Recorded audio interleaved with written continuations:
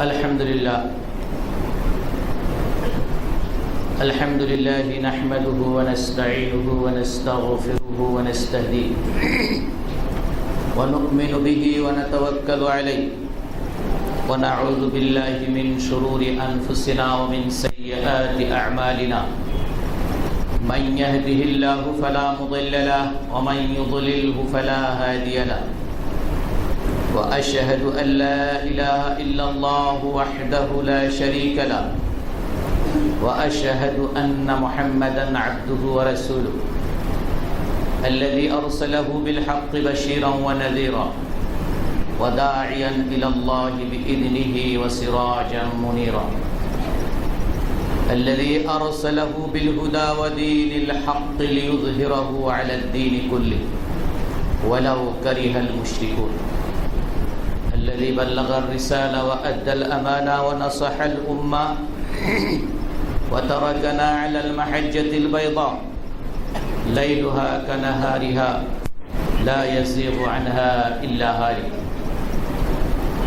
أما بعد فأعوذ بالله من الشيطان الرجيم يا أيها الذين آمنوا اتقوا الله حق تقاته ولا تموتن إلا وأنتم مسلمون يا أيها الناس اتقوا ربكم الذي خلقكم من نفس واحدة وخلق منها زوجها وبث منهما رجالا كثيرا ونساء واتقوا الله الذي تساءلون به والأرحام إن الله كان عليكم رقيبا يا أيها الذين آمنوا اتقوا الله وقولوا قولا سديدا يصلح لكم أعمالكم ويغفر لكم ذنوبكم ومن يطع الله ورسوله فقد فاز فوزا عظيما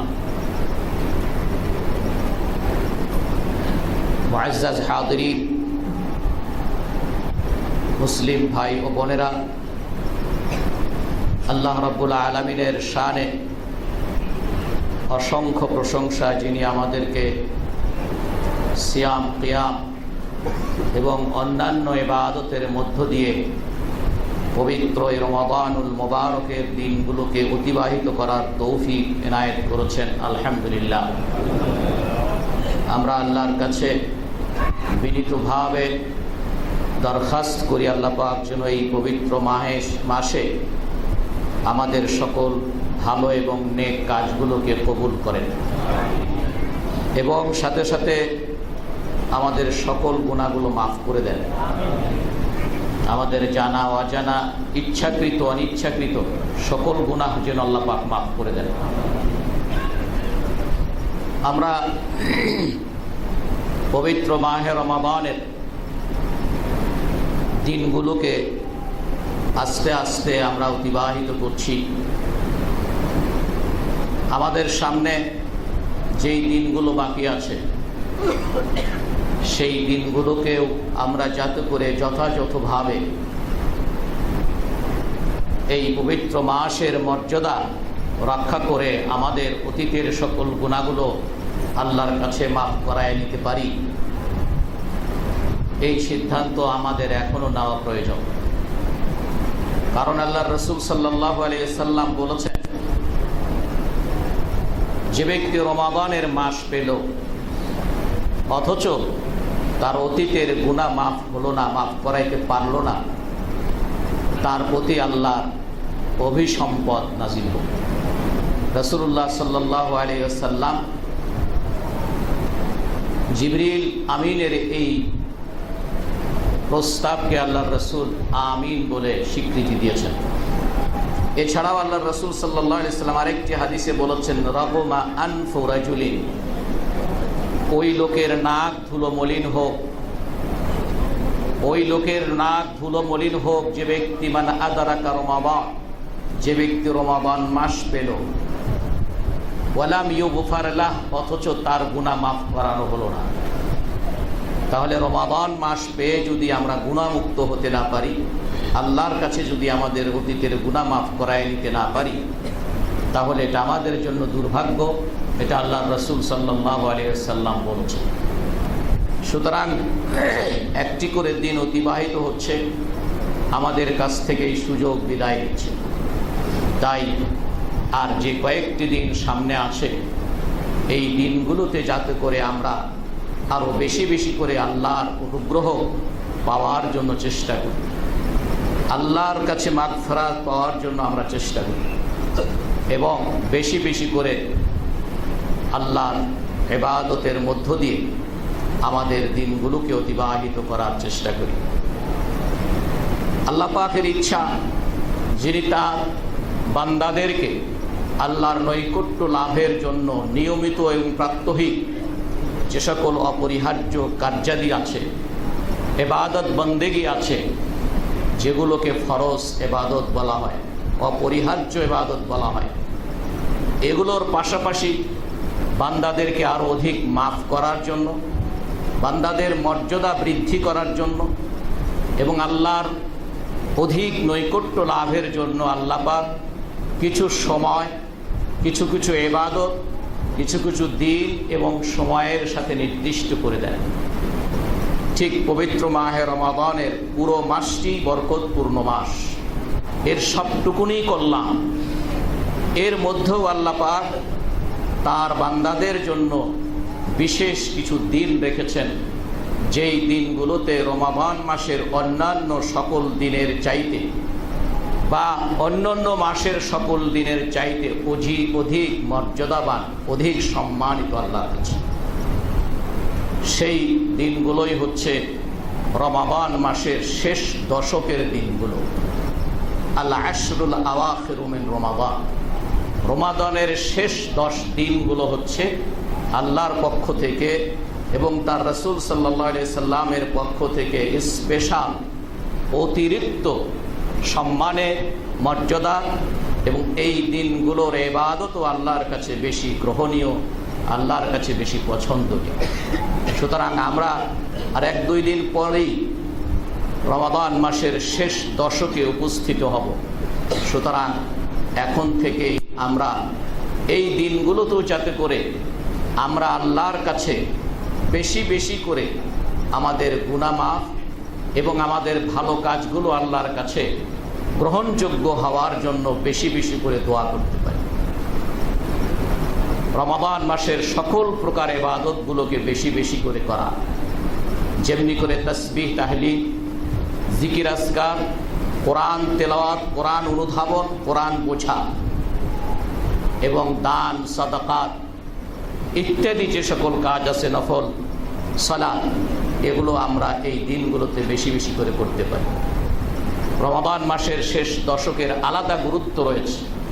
আল্লাহ রাসূল সাল্লাল্লাহু আলাইহি ওয়াসাল্লাম আয়েশা রাদিয়াল্লাহু তাআলা আনহা থেকে বর্ণিত বুখারী, মুসলিম সহ অন্যান্য হাদিস গ্রন্থে যে রাসূলুল্লাহ সাল্লাল্লাহু আলাইহি সাল্লাম যখন রমাদানের শেষ দশকে উপস্থিত হতেন, ইদা দাখালাল আশরুল আওয়াখির, ইদা দাখালাল আশরুল আওয়াখির মিন রমাদান, রাসূলুল্লাহ সাল্লাল্লাহু আলাইহি সাল্লাম রমজান মাসের শেষ 10 দিন যখন উপস্থিত হতো, তখন তিনি শাদ্দা মিইজারাহু, আল্লাহ রাসূল সাল্লাল্লাহু আলাইহি সাল্লাম এই দিনগুলোতে, এই 10 দিনে বেশি বেশি করে ইবাদত বন্দেগী করার জন্য তিনি কোমর বেঁধে নিতেন। যেটা আমরা অনেক সময় বলে থাকি, কোনো একটি কাজ খুবই ভালোভাবে সেটাকে পালন করার জন্য যেমন কোমর বেঁধে নামে মানুষ, ঠিক শাদ্দা মিইজারাহু এর একটি অর্থ এরকম যে আল্লাহর রাসূল তার কোমর বেঁধে নিতেন।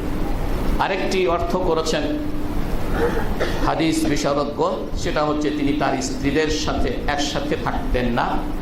এটা স্বভাব ছিল, এই স্বভাবতই এটা এরকম ছিল, যেহেতু রাসূলুল্লাহ সাল্লাল্লাহু আলাইহি ওয়াসাল্লাম রমাদানের শেষ দশকে তিনি ইতিকাফ করতেন। ইতিকাফ করা অবস্থায় স্ত্রীদের সাথে একসাথে বসবাস করা যায় না। সুতরাং শাদ্দা মিইজারার মধ্যে 2 অর্থই প্রণিধানযোগ্য, যে এই 10 দিনকে আল্লাহ রাসূল সাল্লাল্লাহু আলাইহি সাল্লাম শুধুমাত্র আল্লাহর নৈকট্য লাভের জন্য দুনিয়াবী সকল ব্যস্ততা থেকে নিজকে মুক্ত করে শুধুমাত্র আল্লাহর ইবাদত বন্দেগীর মধ্যেই নিজকে যুক্ত রাখা এবং নিজকে ব্যস্ত রাখা, এটাই ছিলেন রাসূলুল্লাহ সাল্লাল্লাহু আলাইহি ওয়াসাল্লামের কাজ শেষ 10 দিন। নিজে সাদ্দামে ইজারাহু, কোমর বেঁধে নিতেন। ওয়া আহিয়া লাইলাহু, এবং সারা রাত তিনি জাগ্রত থেকে আল্লাহর ইবাদত করতেন। ওয়া আইকাযা আহলাহু, নিজেই না শুধু তার পরিবার পরিজনদেরকেও তিনি রাত্রি জাগরণ করে আল্লাহর ইবাদত বন্দেগী করার জন্য তিনি তাদেরকে বলতেন। তাহলে শেষ 10 দিকের জন্য রাসূল সাল্লাল্লাহু আলাইহি ওয়াসাল্লামের প্রস্তুতি ছিল এভাবে যে তিনি নিজে করতেন, পরিবার পরিজনদেরকে নিয়ে তাদেরকেও এই 10 দিন যথাযথভাবে পালন করার জন্য, যথাযথভাবে ইবাদত বন্দেগী করার জন্য আল্লাহ রাসূল সাল্লাল্লাহু আলাইহি ওয়াসাল্লাম তার পরিবার পরিজনদেরকেও নির্দেশ দিয়েছেন। আল্লাহ পাক কোরআনে কারীমের মধ্যে একটি মহা মহিমান্বিত সম্মানিত একটি রাতের কথা বলছেন। আল্লাহ পাক একটি সূরা নাজিল করেছেন, সেই সূরাটি শুরু থেকে শেষ পর্যন্ত সেই রাতের ফজিলতের কথা আল্লাহ পাক নিজেই তুলে ধরেছেন। সূরা আল কদর, ইন্না আনজালনাহু ফি লাইলাতিল কদর, ইন্না আনজালনাহু ফি লাইলাতিল কদর, নিঃসন্দেহে এটাকে আমি অবতীর্ণ করেছি লাইলাতুল কদরে, কদরের রাত্রি। কদর অর্থ হচ্ছে সম্মানিত, মহিমান্বিত, মর্যাদা সম্পন্ন। তাহলে আল্লাহ পাক এটাকে নাজিল করেছেন, এটা অর্থ হচ্ছে কোরআনে কারীম। আল্লাহ পাক কোরআনে কারীম নাজিল করেছেন এই সম্মানিত রাত্রিতে, এই কদরের রাত্রিতে। একইভাবে সূরা আদ-দুখান, সূরা আদ-দুখানের 3 নম্বর আয়াতে আল্লাহ পাক বলছেন, ইন্না আনজালনাহু ফি লাইলাতিন মুবারাকা ইন্না কুন্না মুনজিরিন, নিঃসন্দেহে আমি এই কোরআনকে বরকতময় রাত্রিতে নাজিল করেছি। বরকতময় রাত্রি আর সম্মানিত রাত্রি একই রাত্রি। বরকতময় রাত্রি এবং সম্মানিত রাত্রি, কদরের রাত্রি একই রাত্রি। সুতরাং ইন্না আনজালনাহু ফি লাইলাতিন মুবারাকা, এই বরকতপূর্ণ রাত্রিতে আল্লাহ পাক কোরআন নাজিল করেছেন। এটাই হচ্ছে লাইলাতুল কদরে আল্লাহ পাক কোরআন নাজিল করেছেন।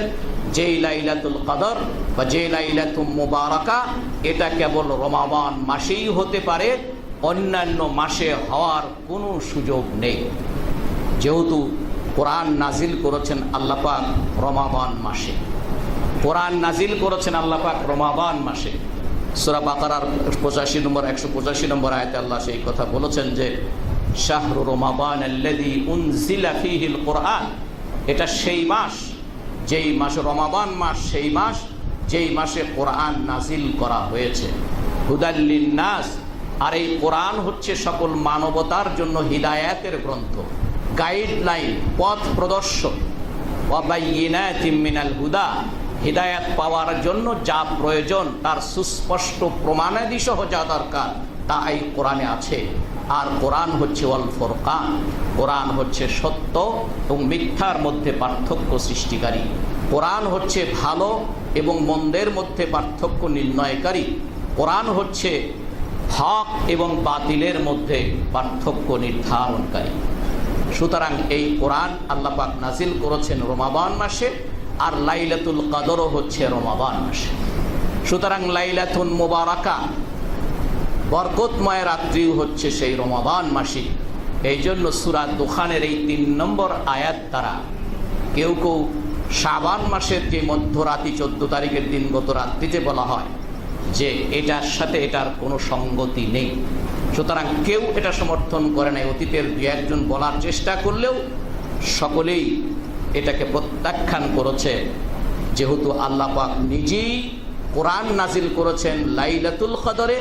ওখানেও আল্লাহ পাক বলছেন আমি কোরআন নাজিল করেছি বরকতময় রাত্রিতে। সুতরাং বরকতময় রাত্রি এবং কদরের রাত্রি একই রাত্রি, এবং সেই রাত্রি কেবলমাত্র রমাদান মাসের রাত্রি।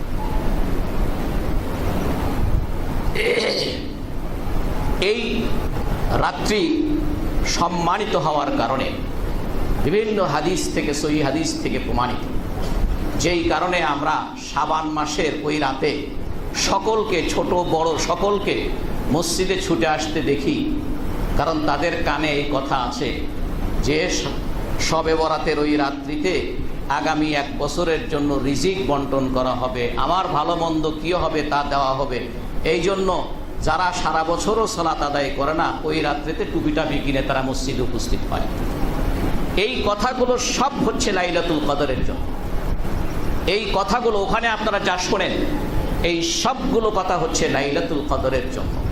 এই লাইলাতুল কদরের রাত্রিতেই, এই শবে কদরের রাত্রিতেই আল্লাহ পাক মানুষের রিজিক বন্টন করেন।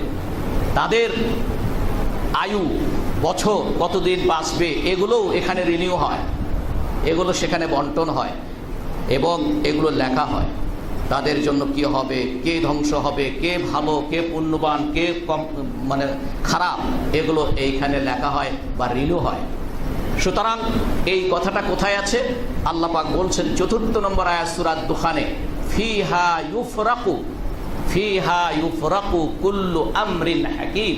৪র্থ নম্বর আয়াত সূরা দুখান, যে এই রাত্রিতে, এই লাইলাতুল মুবারাকাতে ইউফরাকু মানে বন্টন করা হয়, কুল্লু আমরিন হাকিম, বড় বড় কাজগুলো, বড় বড় সিদ্ধান্তগুলো এই রাত্রে হয়।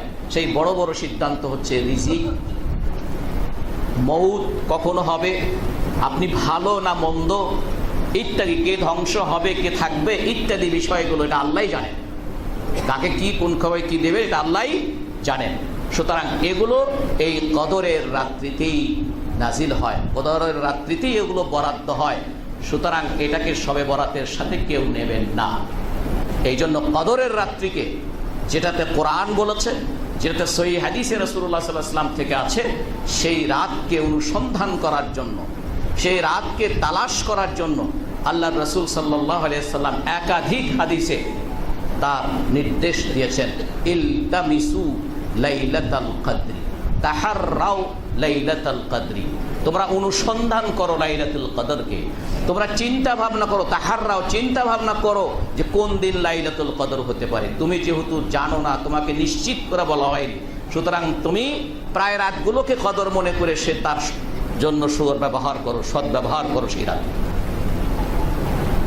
এই জন্য আল্লাহ পাক বলেছেন রাত্রির মহিমান্বিত, এটা আরো প্রমাণ করে আল্লাহ পাক নিজেই রাসূলকে জিজ্ঞাসা করছেন, ওমা আদরাকা মা লাইলাতুল কদর, আপনি কি জানেন হে রাসূল, আপনি কি জানেন লাইলাতুল কদর কি? রাসূলকে জানাতে চাচ্ছেন, রাসূল তো জানেন না। আল্লাহ পাক রাসূলকে উৎসাহিত করছেন লাইলাতুল কদর সম্পর্কে জানার জন্য। এই জন্য আল্লাহ পাক এভাবে উপস্থাপন করছেন যে আপনি কি জানেন সেই মহিমান্বিত রাত্রি কি, সেই সম্মানিত রাত্রিটা কি, আপনি কি তা জানেন? তো সভাপতি তো আল্লাহ রাসূল জানেন না, আল্লাহ পাক যা জানাবেন তাই জানবেন।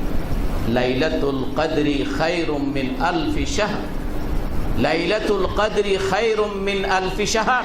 ও মিয়ারা, কথা আল্লাহ, এই কথাটি আল্লাহ, যে হাজার রাতের চাইতেই একটি রজনী উত্তম, হাজার রাতের চাইতে এই রাত্রিটি উত্তম।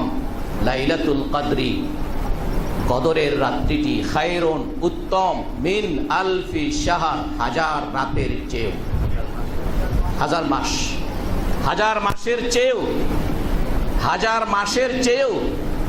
আমরা হাজার মাসকে বছরে ভাগ করলে 84 বছর নাকি 83 বছর, 4 মাস হয়। এটা তো বলি যে 83 বছর 4 মাস, তা আল্লাহ বলে এর চাইতে বেশি, এর চাইতেও উত্তম। তাহলে এর যে কত উত্তম, এর কোনো সময়ের সাথে কোনো সম্পর্ক নেই, এর চাইতে উত্তম। লাইলাতুল কদরি খায়রুম মিন আলফি শাহর, হাজার মাসের চাইতেও উত্তম। এই উত্তমের কোনো ঠিক ঠিকানা নেই, উত্তমের কোনো সীমানা নাই, আল্লাহ পাক বলছেন। তাহলে এক রাত যদি ইবাদত করেন, তাহলে এই 83 বছরের চাইতেও বেশি ইবাদত করলে যেই সওয়াব, সেই সওয়াব আল্লাহ পাক আমাদের আমল নামায় লিখে দিবেন, তার চাইতেও বেশি দিবেন, তার চাইতেও বেশি। এই রাতের সম্মানে তাতানাজ্জালু আলাইহিমুল মালাইকাতু ওয়ার রূহ, এই রাতের সম্মানে যারা রাতকে মহিমান্বিত মনে করে, এই রাতের সদ্ব্যবহার করে, সিয়াম, কিয়াম, সালাত, জিকির, আজকার, তাসবিহ, তাহলিল, দান, সাদাকাত, অন্যায় কাজ থেকে বিরত থাকা ইত্যাদির মধ্যে যারা অতিবাহিত করে, তাদের উপরে আল্লাহর পক্ষ থেকে জিবরিল ফেরেশতা এবং অসংখ্য ফেরেশতারা নাজিল হয়, তাদের জন্য রহমত কামনা করেন, তাদের জন্য আল্লাহর কাছে করুণা কামনা করেন, তাদের কাছে আল্লাহর কাছে, তাদের জন্য আল্লাহর কাছে মাগফিরাত কামনা করেন। তাতানাজ্জালু আলাইহিমুল মালাইকাতু ওয়ার রূহ, তারপরে তাতানাজ্জালু আলাইহিমুল মালাইকাতু ওয়ার রূহ ফিহা হাত্তা সালামুন হিয়া হাত্তা মাতলাইল ফাজর। এবং যে তারা যে শান্তি কামনা করে, তারা যে আল্লাহর কাছে করুণা কামনা করে, আল্লাহর রহমত কামনা করে, এটা সকাল পর্যন্ত তারা করে।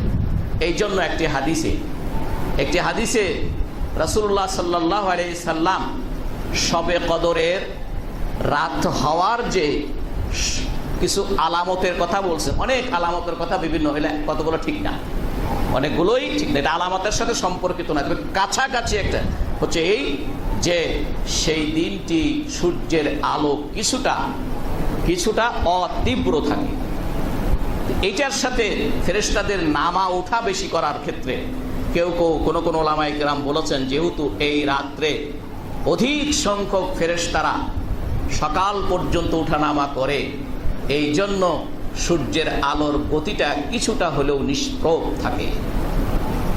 তো সুতরাং লাইলাতুল কদরের এই সম্মান, এই পজিশন, এই মর্যাদা, এটা আল্লাহ পাক নিজেই লাইলাতুল কদরে সূরাতুল কদরে উল্লেখ করেছেন।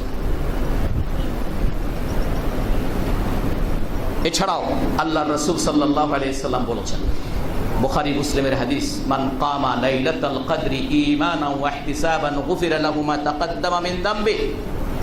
যে ব্যক্তি এই রাত্রিতে ঈমানের সাথে, ইহতিসাবের সাথে, আল্লাহর সান্নিধ্য লাভের আশায়, আল্লাহর সন্তুষ্টি অর্জনের নিয়তে যারা কিয়াম করবে, ইবাদত বন্দেগী করবে, আল্লাহর রাসূল বলেছেন গুফিরা লাহু মা তাকাদ্দামা মিন যামবি, তার অতীতের সকল গুনাহগুলো মাফ হবে।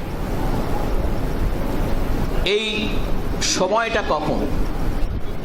এই সময়টা সুনির্দিষ্টভাবে শরীয়তে বলা নেই, সুনির্দিষ্টভাবে।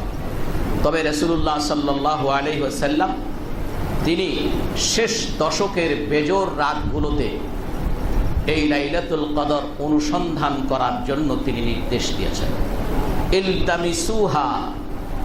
ইলতামিসুহা ফিল আশরিল আওয়াখিরি মিনাল ওয়িত্রি ফি রমাদান, আও কামা ক্বালা আলাইহিস সালাতু ওয়াসসালাম, ইলতামিসুহা ফিল আশরিল আওয়াখিরি মিনাল ওয়িত্রি ফি রমাদান।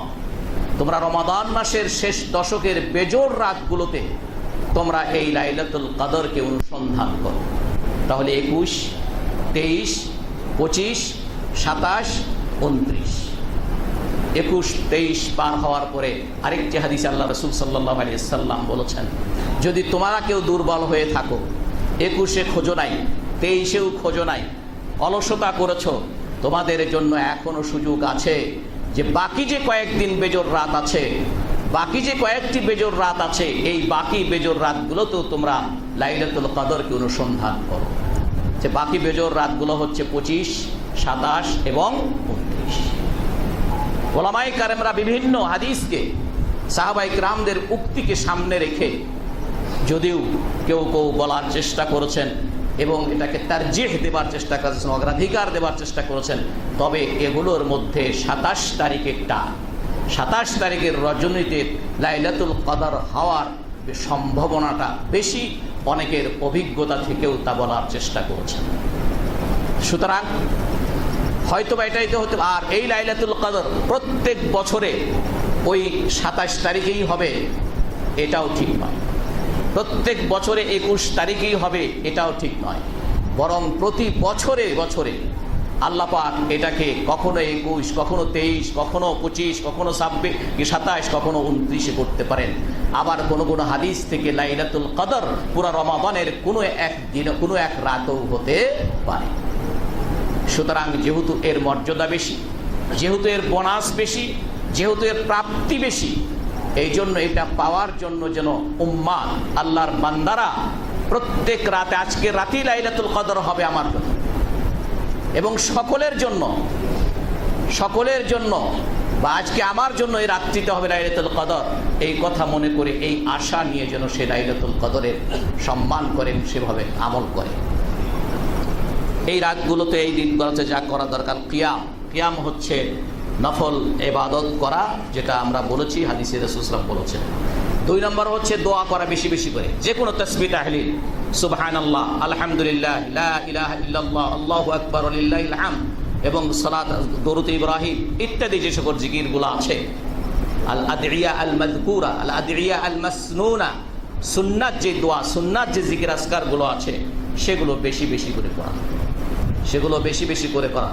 এছাড়াও রাসূলুল্লাহ সাল্লাল্লাহু আলাইহি ওয়াসাল্লামকে আল্লাহর রাসূলের স্ত্রী উম্মুল মুমিনিন আয়েশা রাদিয়াল্লাহু তাআলা আনহা জিজ্ঞাসা করছেন, ইয়া রাসূলুল্লাহ আরাআইতা ইন আলিমতু আইয়ু লাইলাতিল লাইলাতুল কদরি মা আকুলু ফিহা।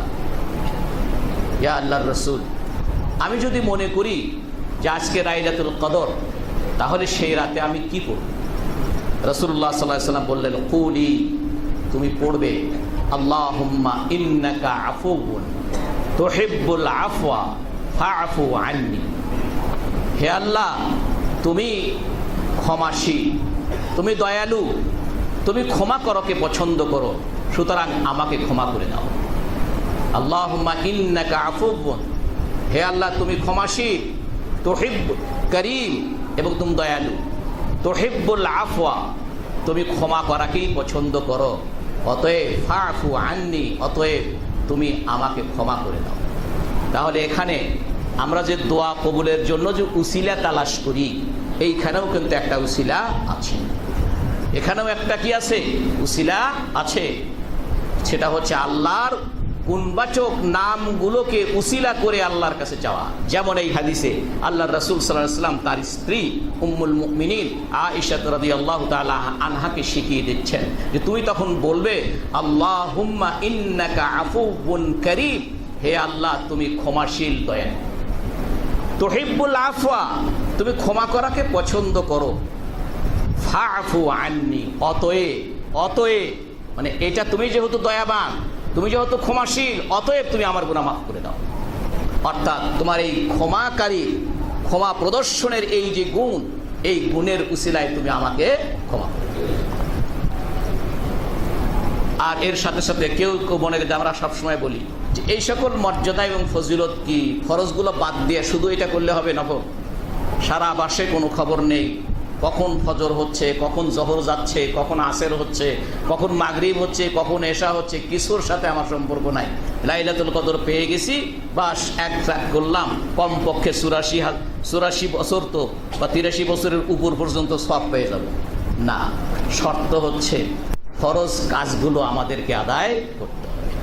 এই জন্য আল মুহাফাজাতু আলাল ফারাইদ ওয়াল ওয়াজিবাত, ফরজ এবং ওয়াজিব একই অর্থ, ফরজ এবং ওয়াজিব একই অর্থ। ফরজ আল্লাহর অপরিহার্য আবশ্যকীয় কর্মকাণ্ডগুলো করার পরে আপনার জন্য এই বোনাস। মূল ডিউটি বাদ দিয়ে শুধু বোনাস পাওয়া যায় না, মূল ডিউটি ভালো মতো করার পরে বোনাস পাওয়া যায়। এই জন্য মূল ডিউটি করার পরে আল্লাহ পাক এই যেগুলো নফল, এই ধরনের যে মর্যাদাগুলো কথা বলেছেন, এগুলো হচ্ছে বোনাসের মতো। যদি আসলটা ঠিক থাকে তাহলে বোনাস পাবে। একজন তার আসল ডিউটিতেই যদি ডিস্টার্ব করে, সঠিক মতো ডিউটি করে না, তার বোনাস দেওয়ার প্রশ্নই আসে না, বরং তার লাল কালির দাগ পড়বে, তার লাল কালির দাগ পড়বে। রাসূলুল্লাহ সাল্লাল্লাহু আলাইহি ওয়াসাল্লাম বলেছেন, ওমা তাকাররাবা ইলাইয়া আবদি বিশাইইন আহাব্বা ইলাইয়া মিম্মা ইফতারাতু আলাইহি, বান্দা আমার নিকটবর্তী হয় সবচেয়ে বেশি আমি তাদের উপরে যেই কাজগুলোকে ফরজ করে দিয়েছে, সেই কাজগুলোকে যথাযথ, সেই ফরজগুলোকে যথাযথ আদায় করার মাধ্যমে সে সবচেয়ে বেশি আমার নিকটবর্তী হয়। আর নফলের মাধ্যমে আরেকটু পজিশন বাড়ে, আরেকটি পজিশন বাড়ে, আরেকটি মোটিভেশন তার হয়। কিন্তু মূল আল্লাহর কাছে পৌঁছার জন্য ফরজ কাজগুলো অপরিহার্য। 4 নম্বর হচ্ছে বিশেষ করে মাগরিব এবং এশা, এর অর্থ এটা না যে অন্য ওয়াক্ত না জামাতে না পড়লেও চলবে। আল্লাহ পাক তার রাসূল সাল্লাল্লাহু আলাইহি সাল্লাম কতিপয় বিষয়কে যখন মর্যাদার কথা বলে, তার অর্থ তার উল্টাটা নেগেটিভ নয়।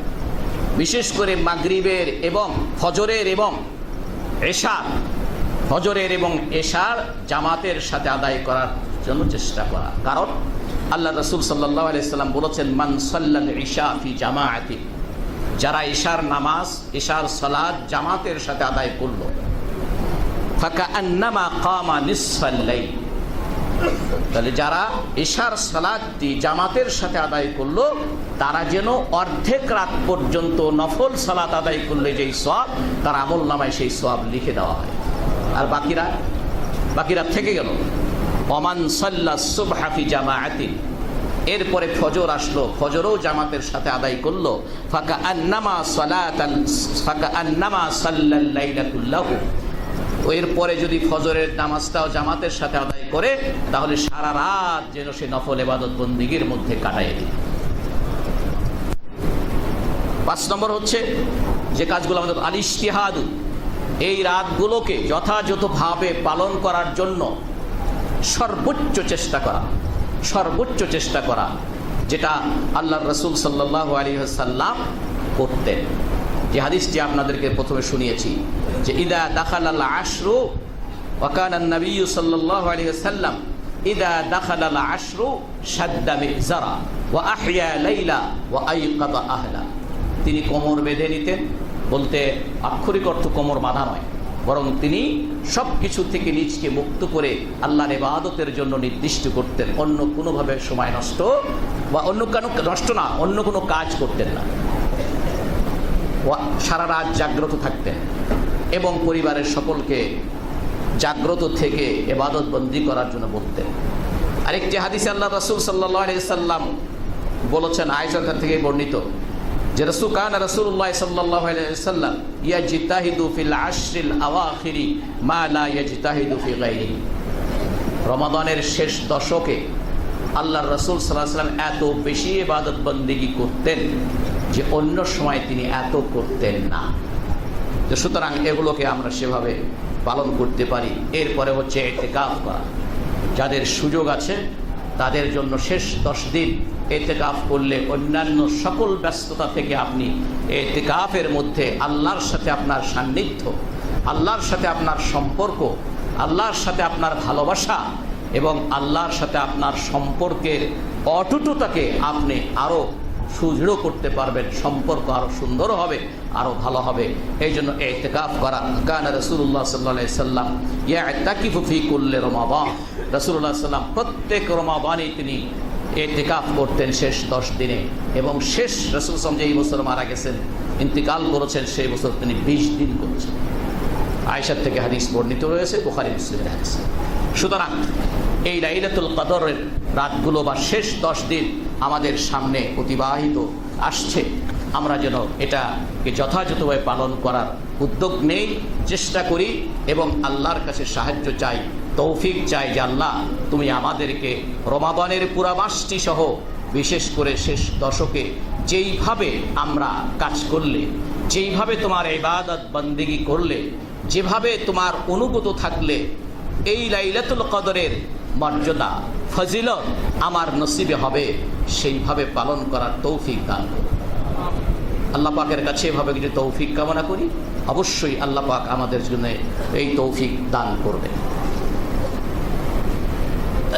মুসল্লি ভাই বোনেরা, এই মাসে আমরা গত সপ্তাহে একটু করে বলেছিলাম, এই মাসে যেহেতু উত্তম কাজগুলোর মধ্যে দিয়ে সারা বিশ্বের মুসলিমরা তারা জাকাত আদায় করে থাকেন, এই পবিত্র মাহে রমাদানেই সাধারণ।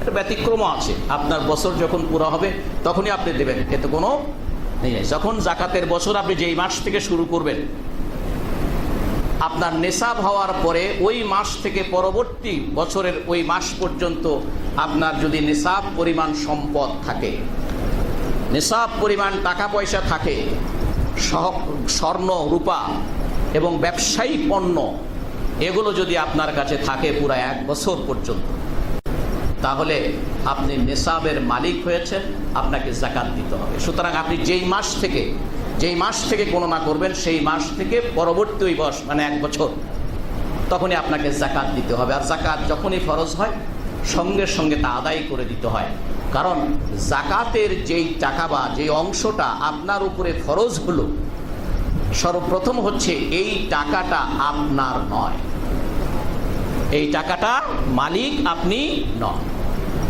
সুতরাং এই পরিমাণ আপনি হিসাব করে, চুলচেরা হিসাব করে যা হয় সেখান থেকে সেই টাকাটা সম্পূর্ণ পৃথক করতে হবে আপনার অন্যান্য সম্পদ থেকে। পৃথক করে আপনি খুব দ্রুত সময় জাকাতের যারা হকদার আছে, জাকাত পাওয়ার যারা উপযুক্ত আছেন, তাদেরকে তাদের হাতে পৌঁছিয়ে দিতে হবে। একটি কথা আছে আমাদের সমাজে, কিন্তু আল্লাহ পাক কোরআনে বলেছেন অন্য কথা, যে জাকাত দেওয়া, আমরা বলি জাকাত দেওয়া, কিন্তু জাকাত দেওয়া নয়, জাকাত উসুল করা। জাকাত উসুল করা, দুটো শব্দের মধ্যে কি পার্থক্য আছে? একটা হলো জাকাত দেওয়া, একটা জাকাত উসুল করা।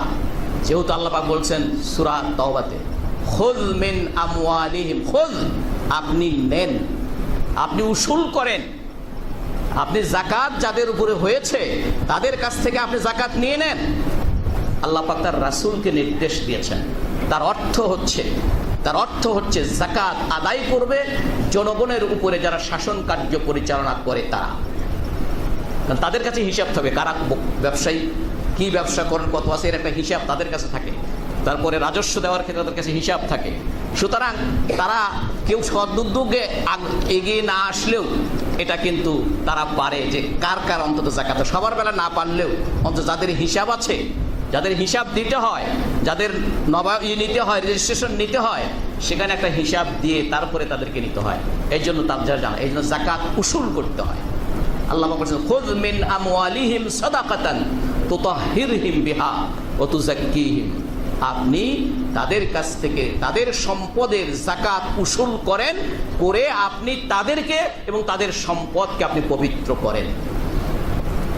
তাহলে জাকাত না দিলে আপনি পবিত্র নন। জাকাত না দিলে, জাকাত যিনি দেন না তিনি নিজে পবিত্র নন, তার সম্পদও পবিত্র নন, তিনিও অপবিত্র, তার সম্পদও কি অপবিত্র। এই নিসাব হচ্ছে কি? নিসাব হচ্ছে, আমরা সবাই জানি যে স্বর্ণের মূল্যে সেটা নিসাব ধরতে হয়। গরু, ছাগল, ভেড়া এগুলোর নিসাব আলাদা। তারপরে ফসলাদি, সেগুলোর তো এই যে কৃষি কাজ করে যেগুলো করা হয়, পানি সেচ দিয়ে, সেচবিহীন ইত্যাদি বিস্তারিত এগুলো আছে, ওসরের বিষয়। এবং ফলের সময় যখনই পাকবে, যখনই ফল তোলা হবে, সঙ্গে সঙ্গে আতু হাক্কাহু ইয়াওমা হাসাদি, যেদিন তুমি ফসল কাটবে, যেদিন তোমার ফলমূল তুমি কাটবে, ওই দিনই তার জাকাতটা দিয়ে দাও। কিন্তু স্বর্ণের এবং রূপের জাকাতের ক্ষেত্রে নগদ টাকা পয়সার এক নিসাব হচ্ছে, স্বর্ণের নিসাব হচ্ছে 7.5 ভরি, আগের হিসাব বলি, এখনকার ওজনে 85 গ্রাম।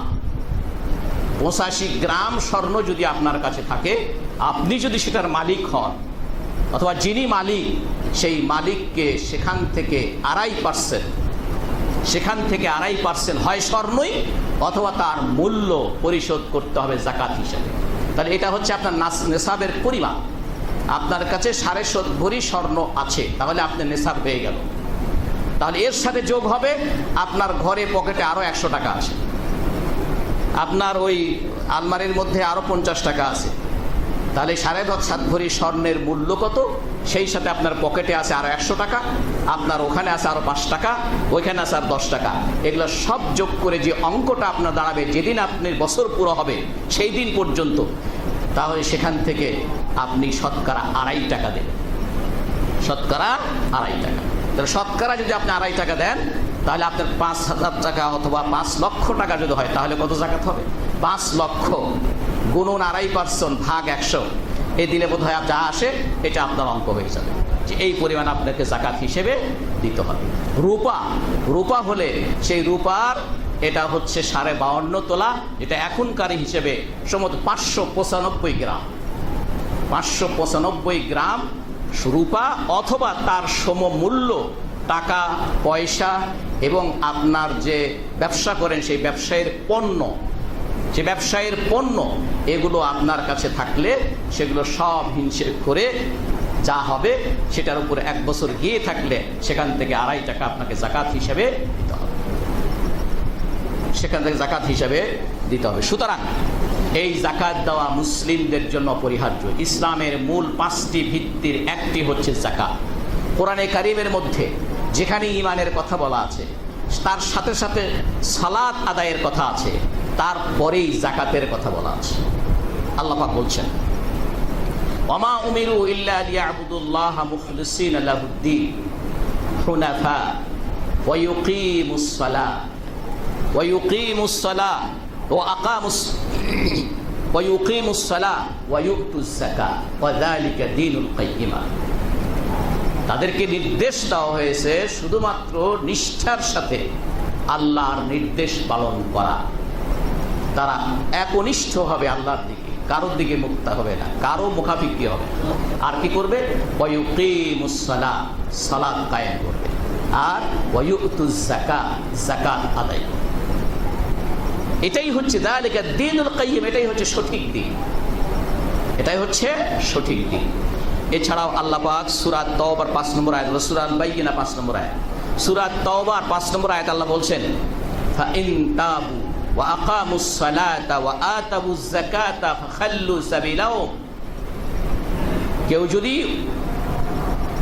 অমুসলিম থেকে ঈমান গ্রহণ করার পরে, আল্লাহ এখানে শুধু থেমে যান নাই, ফা ইন তাবু অর্থাৎ তারা যদি কুফরি থেকে তওবা করে, এই তওবার অর্থ হচ্ছে ঈমান গ্রহণ করে, তাদের কুফরি ছেড়ে দিয়ে যদি তারা ঈমান আনে, এখানে থেমে যান নেই, ঈমান আনে আর কি করে? ওয়া আকামুস সালাহ, আর নামাজ কায়েম করে। এরপরে ওয়া আতাবুজ যাকাত, ওখানে শেষ করেন নাই, ওয়া আতাবুজ যাকাত, এবং যাকাত দিতে পারে, যাকাত দেয়। ফাখাল্লু সাবিলাহুম, আপনার তাদের পথ তাদেরকে ছেড়ে দেন, মানে তারা এখন আপনার দিনী ভাই। সূরা তাওবার 5 নম্বর আয়াত, সূরা তাওবার 11 নম্বর আয়াত আল্লাহ বলছেন ফা ইখওয়ানুকুম ফিদ্দীন। যখন তারা ঈমান আনলো, সালাত আদায় করলো এবং যাকাত দিল, তখনই কেবল তারা তোমাদের মুসলিম ভাই। তাহলে এখান থেকে আমরা যাকাতের গুরুত্বটা বুঝতে পারি।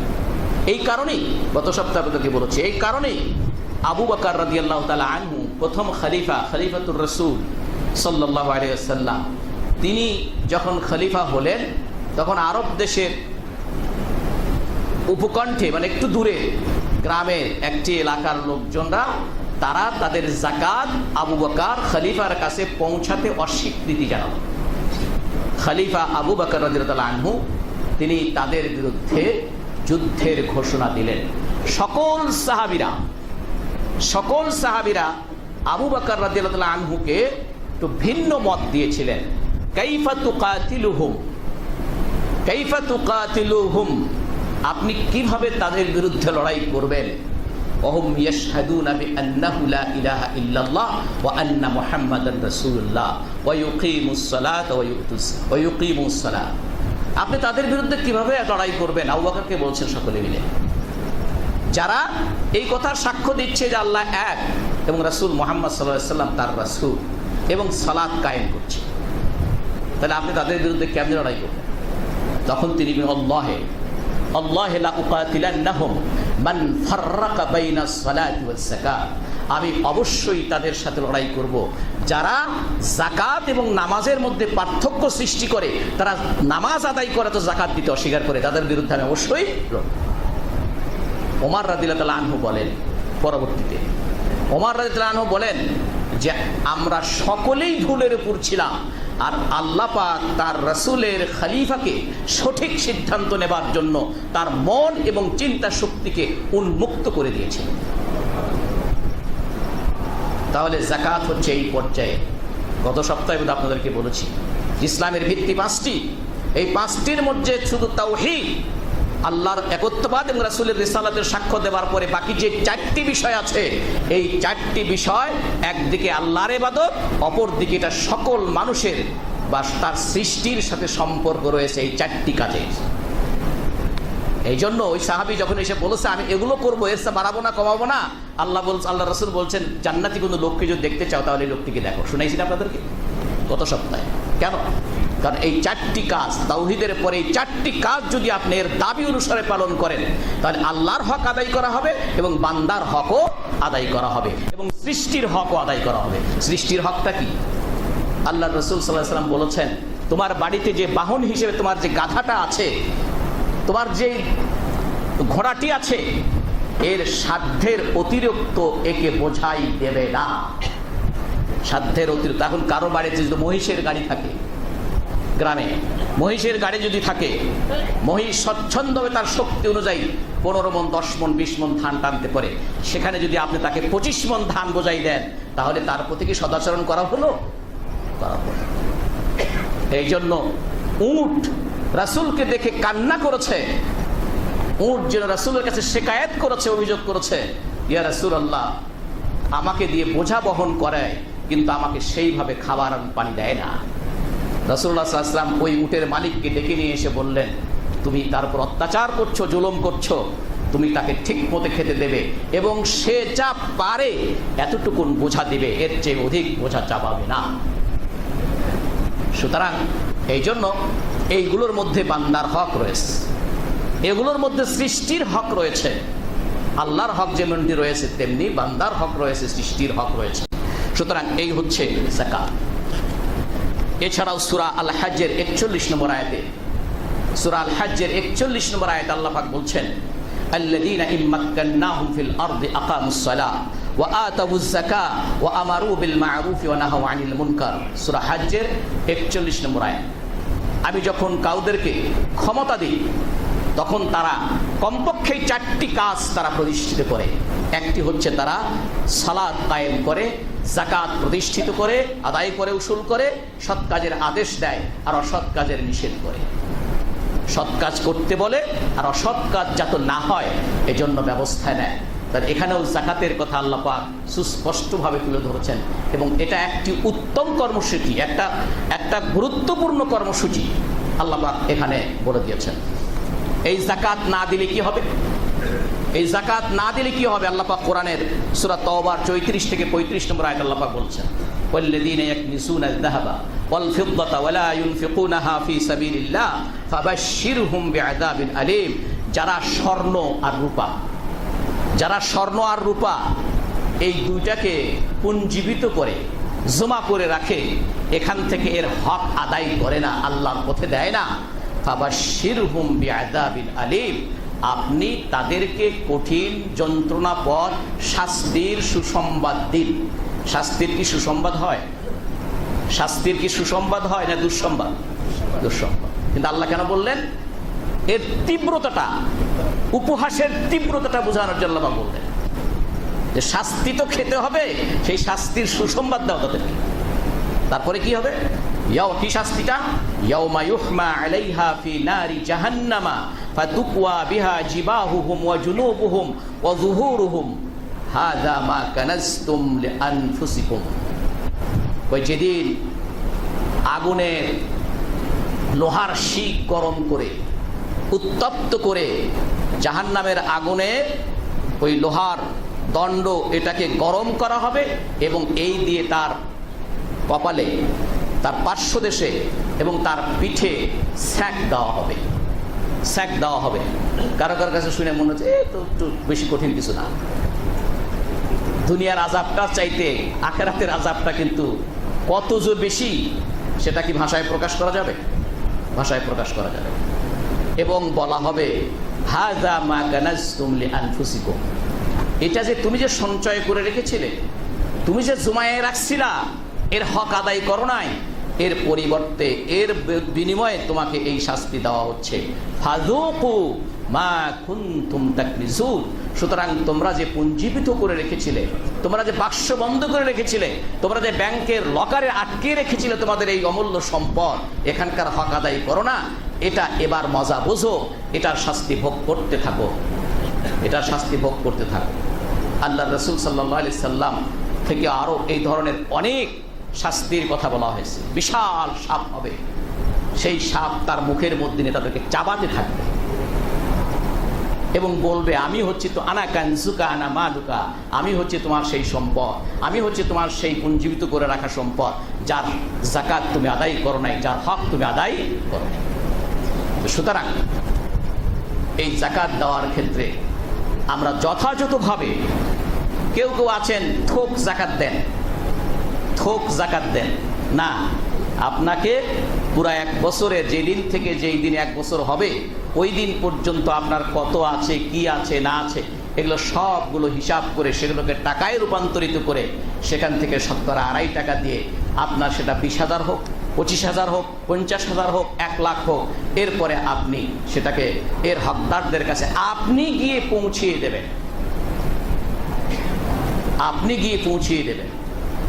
যদিও আজকের অবস্থা এরকম হয়েছে যে অভাবী লোকের সংখ্যা বেশি হওয়ার কারণে পৌঁছিয়ে দেওয়া তো দূরের কথা, যে যা দিতে পারবে তার চেয়ে চাহিদার লোক থাকে বেশি। এটা হচ্ছে দুর্ভাগ্য। নচেত বিশেষজ্ঞরা বলেন, আমাদের বাংলাদেশের কথাই বলেন, বিশেষজ্ঞ যারা অর্থনীতিবিদ আছেন, যে বাংলাদেশে যত ধনী লোক আছেন, অর্থ সম্পদশালী লোক আছেন এবং যাকাত দেওয়ার মতো উপযুক্ত লোক আছেন, তাদের এটা যদি পরিকল্পিতভাবে এই যাকাত আদায় করে এটাকে যদি পরিকল্পিতভাবে বন্টন করা যেত, তাহলে আগামী 5 বছরে, এটা আরও 5 বছরের পিছনে কথা বলতেছি, যে 5 বছরে বাংলাদেশের যেই দরিদ্রতা আছে সেই দরিদ্রতা বিমোচনে অনেক বড় সফলতা অর্জন করা সম্ভব হবে। সুতরাং আমরা এখানেও তো আমাদের হকটা আদায় করতেছি না। এখানে যে আমাদের ধর্মীয় যে দায়িত্ববোধটা, ইসলামের যে আমাকে যে দায়িত্ব, অপরিহার্য ফরজ দায়িত্ব দিয়েছে, এই দায়িত্বটাও আমরা পালন করছি না। আমরা শুধু হক পন্থায় না হক পন্থায় যে যেমনে পারি তেমনি শুধু উপার্জন করছি, কিন্তু এটাকে যে ব্যয় করার ক্ষেত্রে, আয় করার ক্ষেত্রে আল্লাহর যে সীমানা দেওয়া আছে, এগুলোকে আমরা ভুলে যাচ্ছি। মনে করছি এটা পুঁজিপতি করে রেখে আমি চিরদিন এখান থেকে আমি আরামে আয়েসে খাবো, এটাকে রেখে আমার কোনোদিন যেতে হবে না, এটাই মনে করছি না। হঠাৎ করে মৃত্যু এসে যাবে, সেই মৃত্যু আর আপনাকে অবকাশ দেবে না। হঠাৎ করে আপনার কাছে মৃত্যু এসে যাবে, সেই মৃত্যু আপনাকে আর সময় দিবে না, বলবে না, আপনাকে এই সুযোগ দিবে না। আপনি বলবেন যে অনেক কষ্ট করে টাকাটা উপার্জন করছে, একটু শেষমেশে একটু আমার মন চাইছে এটা খাবার, একটু খেয়ে তারপরে আমার জানটা কবজ করো, শুনবে না। সুতরাং এই জন্য যাকাত অপরিহার্য। কেউ দান করলে সাধারণ দান, কাউকে দিলেন কাউকে দিলেন না, এটা হয়তো আপনার গুনাহ হবে না, কিন্তু যাকাত যেটা আপনার অপরিহার্য, সেই যাকাত আমাকে আপনাকে দিতে হবে, আদায় করতে হবে, নচেত আল্লাহর কাছে আমাদেরকে কঠিন শাস্তির সম্মুখীন হতে হবে। সুতরাং ভাইয়ের আমার, স্বর্ণের ব্যাপারে বলছি, যেহেতু বোনেরাও এখানে আছেন, যিনি মালিক হবেন স্বর্ণের, অনেক সময় এরকম আছেন যে পিতা তার মেয়েদেরকে স্বর্ণ কিনে দিয়েছেন, তার 3টা বা 4টা মেয়েকে তিনি দিয়েছেন, 4 দুগুণা 8 ভরি, প্রতি মেয়েকে 2 ভরি করে দিয়েছেন। পিতা যদি ওই মেয়েদেরকে একেবারে দান করে থাকেন, তার অর্থ হচ্ছে এই 2 ভরি স্বর্ণের মালিক হচ্ছে আপনার প্রতিজন মেয়ে, তাহলে তার 2 ভরি স্বর্ণের মালিক হওয়ার কারণে তার জন্য যাকাত নাই। কিন্তু আপনি যদি এমনি তাদেরকে পড়তে দিয়েছেন, তাদেরকে মালিক বানায় দেন নাই, তাহলে আপনি এই স্বর্ণগুনার মালিক। এবার কিন্তু আপনার 8 ভরি স্বর্ণ আছে, এই 8 ভরি স্বর্ণের যাকাত আপনাকে দিতে হবে। একইভাবে যদি স্ত্রীকে তাকে বলে দেওয়া থাকে, তাকে যদি মালিক বানিয়ে দিয়ে থাকেন, আর সেটা যদি 7.5 ভরি স্বর্ণ হয়, ওই পরিমাণ হয়, তাহলে তাকে যাকাত দিতে হবে। আর যদি তা না হয় তাহলে দিতে হবে না। আর যদি স্ত্রীকে শুধুমাত্র এমনি পড়তে দেওয়া হয়েছে, তাকে মালিক বানায় দেওয়া হয়নি, তখন স্ত্রীর জন্য এটা দেওয়া ফরজ নয়, তার স্বামী তারটা দিবে। স্বামীর যেহেতু এটার মালিক, স্বামী দেবে। এই জন্য এভাবে আমাদেরকে মনে রাখতে হবে যে আমরা যেন যাকাতটা সঠিকভাবে দিতে পারি। সুতরাং এই যাকাতের হকদার কারা? সূরা তাওবার 60 নম্বর আয়াতে আল্লাহ পাক 8 শ্রেণীর কথা বলেছেন। সুতরাং তাদের কাছে সেভাবে পৌঁছিয়ে দেওয়া, যাতে করে আমাদের হক আদায় হয়। আর মনে করতে হবে, আপনি আর আমি যখন যাকাত দিচ্ছি, তখন তার প্রতি করুণা করছি, এই চিন্তা করলে হবে না। আমি আমার দায়িত্ব পালন করছি। আল্লাহ আমাদের সকলকে এই কথাগুলো বুঝে তার উপরে আমল করার তৌফিক দান করুন। বারাকাল্লাহু লানা ওয়া লাকুম ফিল কুরআনিল আযীম ونفعني وإياكم بما فيه من الآيات والذكر الحكيم. أقول قولي هذا وأستغفر الله لي ولكم ولسائر المؤمنين فاستغفروه إنه هو الغفور الرحيم.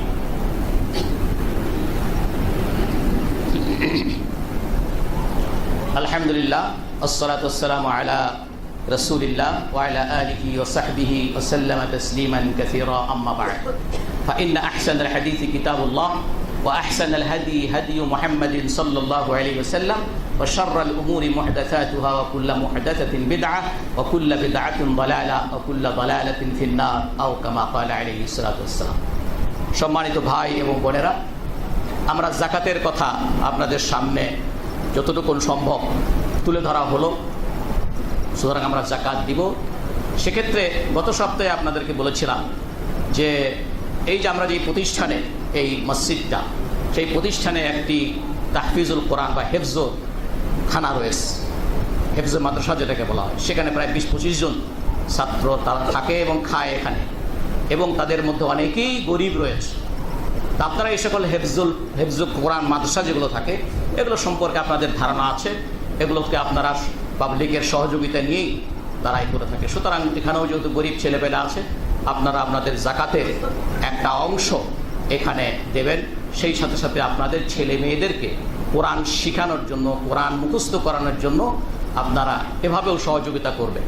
দ্বিতীয়ত আরেকটি বিষয় হচ্ছে, এছাড়াও অনেক সময় মসজিদের বাহিরেও, যেমন এখনও একটা ছেলে এসে বলল, তারা অনেক সময় কখনো তাদের নিজেদের অসুবিধার জন্য, অসুখ বিসুখের জন্য, চিকিৎসার জন্য অনেক সময় সহযোগিতা চায়। আমরা তাদেরকে সাধারণ দান থেকে, এবং যদি সে গরিব মানুষ যদি হয়, সে যেহেতু চাইতে এসেছে অবশ্যই গরিব মানুষ, আমরা সেখানে তাদেরকে জাকাতের থেকে কিছু অংশ তাদেরকে দিতে পারি। আল্লাহ পাক আমাদেরকে এই জিনিসগুলো আমাদের দেওয়া দায়িত্ব, কিন্তু এর বিনিময়ে আল্লাহ পাক আমাদের ইহকালে এবং পরকালে মর্যাদা বাড়িয়ে দেবেন। এর সাথে আরেকটি বিষয় আমি আপনাদের কাছে বিনোদীভাবে অনুরোধ করতে চাই, ভাই এবং বোনেরা, এই যে এই প্রতিষ্ঠানটির অনেক বড় একটা ক্যাম্পাস, এখানে কারেন্ট চলে গেলে যে এটাকে কি বলা হয়, জেনারেটর ইত্যাদি, এটা একটা আছে, একটা দিয়ে এই মসজিদ এবং বিশেষ করে এখানে এক্সটেনশন যখন হয়েছে হেফজখানাটা, এত দূর পর্যন্ত এক্সটেনশন তারা হয় না। এই জন্য যখন কারেন্ট থাকে না তখন এই বাচ্চাগুলো, হাফেজগুলো যারা রাত্রিতে উঠে পড়াশোনা করে এবং অনেক রাত পর্যন্ত তাদের জেগে থাকে, তাদের নির্দিষ্ট সময় ঘুমাইতে হয়, নির্দিষ্ট সময় উঠে। সুতরাং এক্ষেত্রে যদি আমরা সকলেই একটু সহযোগিতা করি, আমিও ইনশাআল্লাহ অংশগ্রহণ করবো, সকলে যে সহযোগিতা করি, আরেকটা জেনারেটরের ব্যবস্থা যদি আমরা করি, 10 জনে মিলে যে আমরা সহযোগিতা করি, তাহলে এই সহযোগিতায় এই কাজটি হতে পারে। এটাও আমাদের সওয়াবের জন্য, আল্লাহর কাছে আমাদের তারাক্কির জন্য, আমাদের ইহকালীন মর্যাদা এবং পরকালীন নাজাতের জন্য এটাও একটি নাজাতের জরিয়া হতে পারে। আল্লাহ আমাদের সকলকে এই তৌফিক দান করুন, যাতে করে আমরা এই কাজটিতে সকলে মিলে সহযোগিতা করতে পারি। কি আছে ভাই, ঠিক আছে না? আল্লাহ আমাদের সকলকে তৌফিক দান করুন। ইবাদাল্লাহ, সাল্লু আলা নবিয়্যিকুম হাইসু আমারাকুম রাব্বুকুম বিস-সালাতি ওয়াস-সালামু আলাইহি ফাকালা ইন্নাল্লাহা ওয়া মালাইকাতাহু ইউসাল্লুনা আলান নবী ইয়া আইয়ুহাল্লাযীনা আমানু সাল্লু আলাইহি ওয়া সাল্লিমু তাসলিমা আল্লাহুম্মা সাল্লি ওয়া সাল্লিম ওয়া বারিক আলা নবিয়্যিকা মুহাম্মদ ওয়া আলা আলিহি ওয়া সাহবিহি ওয়া সাল্লাম। আরদাল্লাহুম্মা আনিস সাহাবা خصوصا أبي بكر وعمر وعثمان وعلي وعن بقية أصحاب رسول الله صلى الله عليه وسلم أجمعين وعن التابعين لهم ومن تبعهم بإحسان إلى يوم الدين وعنا معهم بجودك وكرمك ورحمتك يا أرحم الراحمين। আল্লাহ তুমি আমাদের সকলের গুনাহগুলো মাফ করে দাও। আল্লাহ তুমি আমাদের সকলের ভালো কাজগুলো কবুল করে নাও। আল্লাহ তুমি আমাদের এই রমাদান মাসের ফজিলত আমাদের সকলকে পাওয়ার তৌফিক দান করো। আল্লাহ আমাদের মন থেকে হিংসা, বিদ্বেষ, জিঘাংসা ইত্যাদি যে সকল অসৎ গুণাবলী আছে এগুলো থেকে তুমি আমাদেরকে হেফাজত করো। আল্লাহ হালাল ইনকাম করার তৌফিক দান করো। আল্লাহ হারাম ইনকাম থেকে আমাদেরকে দূরে থাকার তৌফিক দান করো। আল্লাহ আমাদের মধ্যে যারা অসুস্থ আছেন তাদেরকে সুস্থতা দান করেন, যারা অসুবিধায় আছেন তাদের অসুবিধা দূর করে দিন, যারা মুশকিল অবস্থায় আছে তাদেরকে মুশকিল আসান করে দিন। আল্লাহ যার মনে যে ভালো বাসনা আছে, ভালো চাওয়া আছে, কামনা আছে, আপনি প্রত্যেকের মনের খবর জানেন, সেগুলোকে যেগুলো ভালো আছে সেগুলো আপনি পূরণ করে দিন।